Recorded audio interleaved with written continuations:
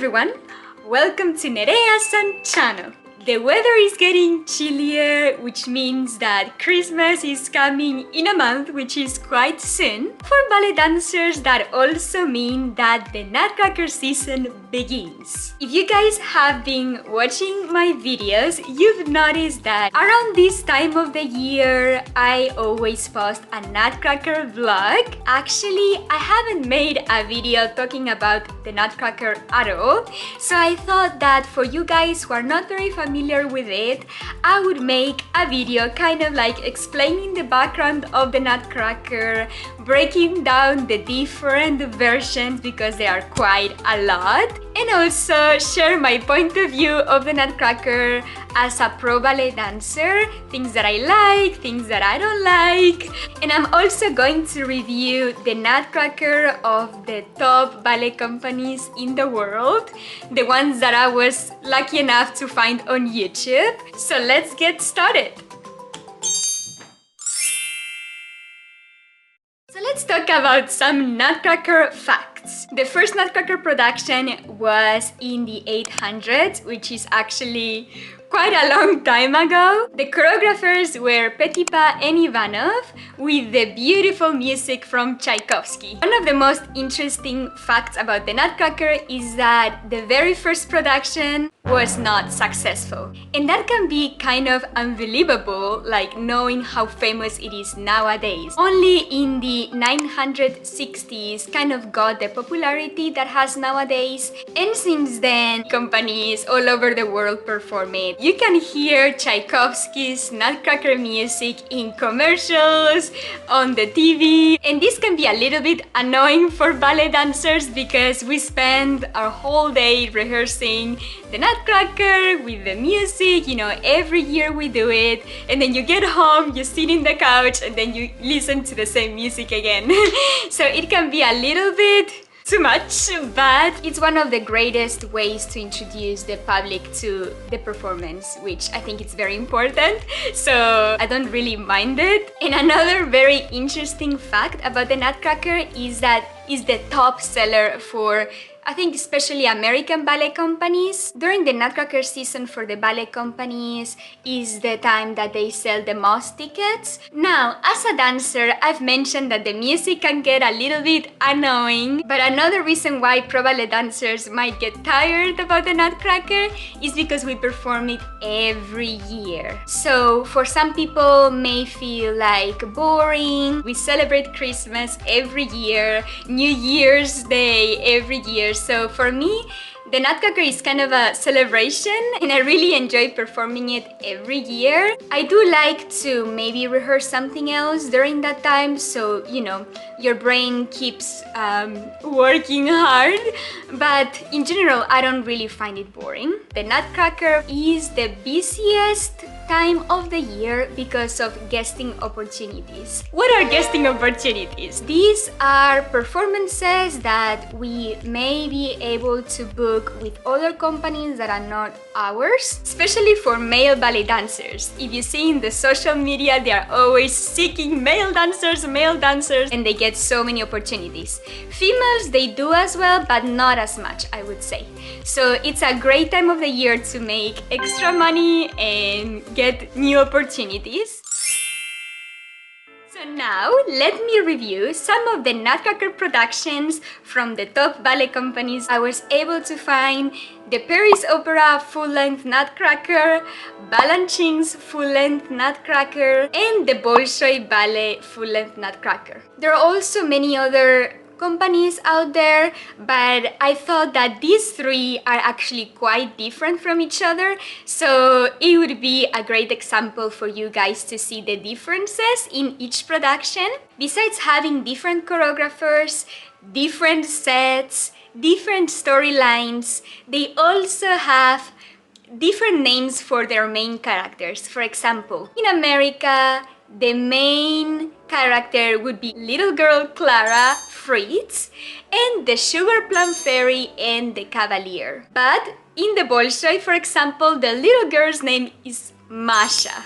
And the storyline is completely different. There's no Sugar Plum Fairy. Masha gets to marry the prince, and she's the one actually doing the sugar plum fairy variation and the grand pas de deux. Another very important character in the Nutcracker is Drosselmeyer.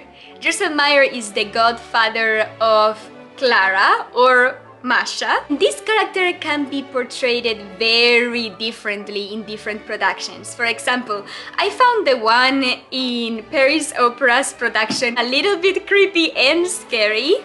But then you have the Drosselmeyer from the Bolshoi Ballet Theater, which he's more like a magician, right? And it's a little bit funnier and brings a little bit more humor.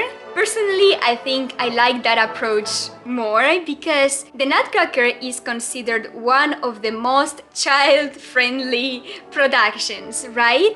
And actually, I have so many students come up to me and say, oh, I start ballet because I want to watch the Nutcracker. So for one of the main characters, Drosselmeyer, if he's a little bit funnier with like some magic touches, I think for the young audience is always very exciting. The very beginning of the ballet is Christmas Eve. There's a big party with children, their parents, their grandparents, they all get together, they share presents. This scene is called the party scene. One of the biggest difference that I see is that the Balanchine version has way more kids, actual little kids. The Paris Opera and Bolshoi, they have professional ballet dancers act like kids, which in my opinion, you know, it can get a little bit boring because they are so perfect, right? They have such a great ballet technique that it's not very believable that they are really like little kids. I think having little kids in the production adds that, you know, magic, and for little girls who are watching the production feel like, oh, I can be part of it too. Funny fact is that the Bolshoi uses female ballet dancers as party boys. It's kind of funny to see them with the wig and the boyish costume. In the party scene, Drosselmeyer gives Clara the Nutcracker, right, as a Christmas present. Clara is very excited, she dances with the Nutcracker, and after that, you know, they have the grandparents dance. I think this section of the ballet for me is the most boring. After the party, after Clara gets her Nutcracker, she goes to sleep. And during the night, Drosselmeyer creates some magic, and that's when the battle scene happens. We have rats on stage, we have the Rat King, and they try to tease Clara. Here, the battle scene sometimes can get a little bit confusing if the choreography is not very clear, but basically the rats are fighting the soldiers. So there's a fight. Also very interesting how different productions portray the rats. If you see the Paris Opera and the Bolshoi, you can tell that these are actual professional dancers because they are wearing tights and very fitted costumes. But for example, in the Balanchine's version, they have these big rat costumes, which again, I think it's more kid-friendly. After the battle scene, when the Nutcracker wins the battle, they move on to the snow scene. This is one of the most beautiful scenes of the ballet. There are snowflakes, snow fairies, and in some productions, Snow Queen and King. Having Snow Queen and King, it's a great addition because besides dancers having more opportunities to do leading roles, I think it tells the story better. Sometimes the corps de ballet dancers would carry props in their hands to make it look more snowy. And in most of the productions, you will see snow falling. Snow, which is usually like pieces of white paper. From the very first performance to the last, we use the same snow. Sometimes by the last day of the show, you see snow falling, but also maybe like hairpins or some other stuff falling, so that can also be funny. Actually, the Bolshoi version doesn't have snow falling, but the corps de ballet girls wear white wigs. I think the Royal Ballet also uses wigs for this scene. Something also very special about this snow scene is that there is a choir singing. I cannot sing that well. Not many ballet productions incorporate singing in the pieces, so I actually really like that The Snow has this choir singing. It makes it even more Christmassy. One of the things that I really love about the Bolshoi version is that Marie, in this case, gets to fall in love with the Nutcracker prince. The snow scene for them is falling in love. It's like a little girl's dream, right? To meet the prince of her dreams and get to marry him at the end of the ballet when they do the pas de deux. After the snow scene, we would move on to the land of the sweets in most of the American companies. That's when the sugar plum comes in and she presents all these sweets and treats. In the more European ballet companies, instead of the sweets, they have different nationalities like Spanish, Russian, Chinese.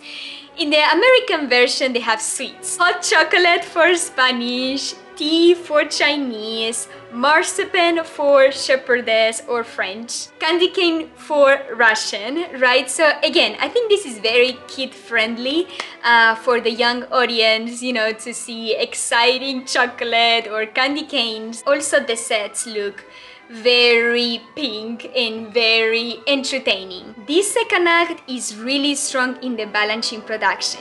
I think in the Bolshoi production and Paris Opera, it looks a little bit too cold.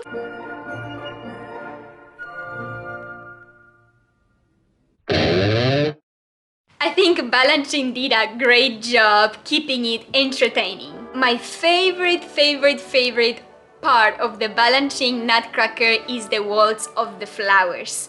You guys have to watch that. It's so entertaining, so colorful, but also the Dewdrop. The Dewdrop is one of the leading roles of the second act, and Balanchine's production of the Dewdrop is really exciting.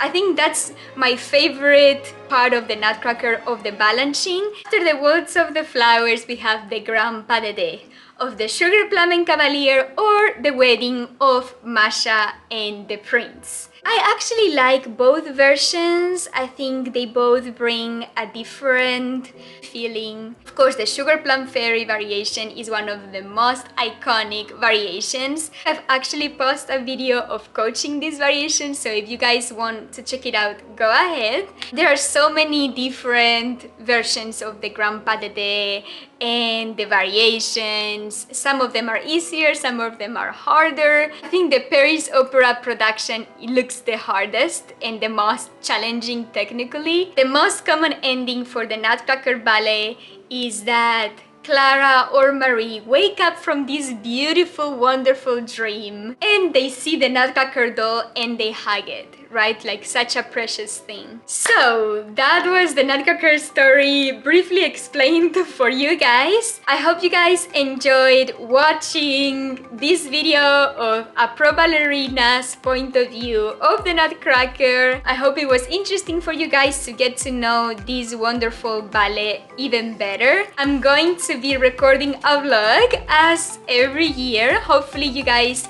will like that video as well. I'm wearing this Nutcracker t-shirt. If you guys like this t-shirt, let me know in the comments and we might add it to our Japanese store. We are only able to add 3-4 items every month, so that's why we are trying to decide what to add to the store. So if you guys like this t-shirt, let me know. Ta-da-da-da. 高評価お願いします。Like this video, チャンネル登録お願いします。Subscribe to Nereasan Channel for more interesting videos, ballet vlogs, Nutcracker vlogs, and many more interesting topics that I'm gonna be sharing with you guys. I'll see you guys next week.